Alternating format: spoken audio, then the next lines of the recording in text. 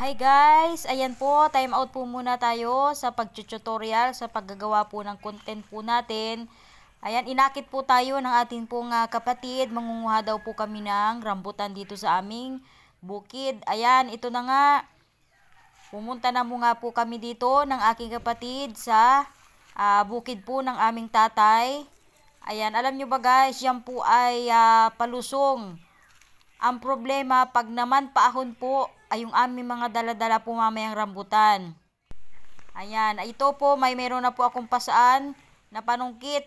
Yan, may karit po. Ayan, kita nyo naman, meron pong saging na nakasabit doon. Iintay na lang po natin yung mahinog. Yan, ito po yung bukid po ng aming tatay. Ito po yung pinagkakaabalahan po ng aming tatay tuwing hapon o tuwing umaga. Nagbabahog muna ng baboy yung aming tatay and then nandito na po siya sa bukid, nagtatanim. Ayan o, kita nyo naman, meron pong mga tanim na pinya ang aking pong tatay. Ayan na nga, at naando na nga po ang aking kapatid na una na po palusong. Ayan guys, yan po yung ating aahunin mamaya kapag nakaputi na po tayo ng rambutan. Ayan, kita nyo ba yan? Kita nyo po ba yan guys? Andun po sa baba, ang dami pong bunga ng rambutan. Namumutik-tik po sa bunga yung rambutan niya, namumula po sa dulo yung rambutan. Kaya may dala-dala po tayong panungkit kasi medyo mataas po yang. Ayan po, kung nakikita po ninyo, mataas po yung bunga. Kaya kailangan po talaga ng panungkit. Kaya tara na, manguha na po tayo. Ando na po yung aking tatay sa baba, nagtatanim din po yun ng mga halaman po niya, nandyan sa baba po yan. Meron po yung mga halaman nandyan. O ayan na nga, at inaayos na nung aking kapatid, yung suklot o yung karit, dinudugsungan na po nung aking kapatid. Ayan. Para po kami ay makapanungkit na at nang hindi po kami abuti ng sobrang init. Ayan, tanghali na din po, alas 10 na, kaya ay kailangang masungkit na po namin lahat po ng rambutan dahil ibibili po namin yun ng bigas. Wala po kami pambiling bigas. Baka po ay makailang kilo po kami ng rambutan. At yan nga po, ito po kung napapansin po ninyo, ang dami po naming tanim na gabi. Kumukuhalaan po kami dyan at may pangulam na po kami sa hapon o kaya po ay sa umaga. Bubunot lang po kami dyan ng mga ilang puno. Kita nyo lang po, napakadami naming tanim na gabi. May pang-ulam na po, hindi na po yan bibilihin sa palengke dahil may sarili pong tanim. Malinis na po, hindi po yan Makati.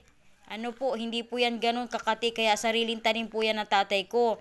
Ito pa po yung pinagkakaabalahan ng tatay ko tuwing umaga. Ayan po ang pagtatanim po ng pinya. Kita nyo naman po, may mga bagong tanim po yan na pinya. Siya lamang po ang nagtatanim niyang pinyang yan. Sa sobrang sipag po ng aking tatay, ang tatay ko po ay 70 years old na. Ayan, kahit 70 years old na po yung tatay ko, sobrang sipag po niya sa bukid. Ganun po talaga. Ayan po kung nakikita ninyo yung tatay ko, 70 years old na po yan. Hindi po yan halatang 70 years old. Yun nga lang po, medyo mahina na po yung kanya pong mga binti dahil nga po ay siguro po ay sa rayuma sa tagal na nga po sa pagbubukid. At kung napapansin po ninyo, meron po siyang tanim na kalabasa. Ayan guys, tingnan po ninyo, napakataba po ng kanyang kalabasa. Dahil po, yan po ay matabaan lupa, dyan po kasi dati nag-uling si Papa.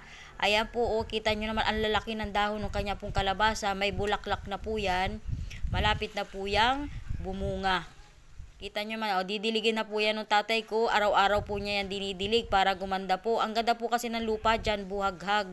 Kaya talagang mataba at saka po naaarawan po yung atin pong kalabasa. Kita nyo naman po, ang ganda po ng araw.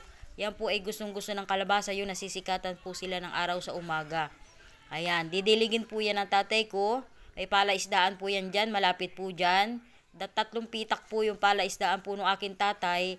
Dinidilik po niya yan para po ay gumanda yung kanya pong halaman. Ayan po, ito na po yung isa pong puno. Bali 3 puno po yung aming puputihan po ng rambutan. 3 puno po yung kukunan po namin ng rambutan. Medyo mataas po, kaya kailangan po talaga ay mahaba po yung aming suklot o yung aming pong karit. Ayan po, tinatalian na po ng goma ng aking tatay. Gawa po ng mataas nga po. hindi po maabot nung ginawa po nung kapatid ko kanina na suklot. Kaya dinugsungan po nung tatay ko. Ayan guys, alam nyo ba, hindi ko na po na-video yung pagsungkit po namin dahil sobrang dami po ng ligha.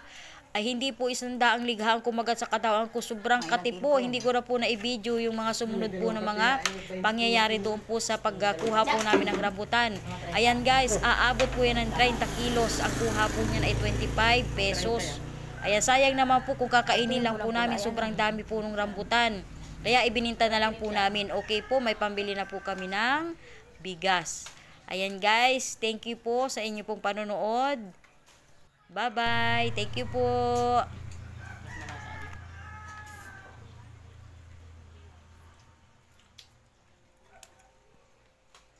Tulang tag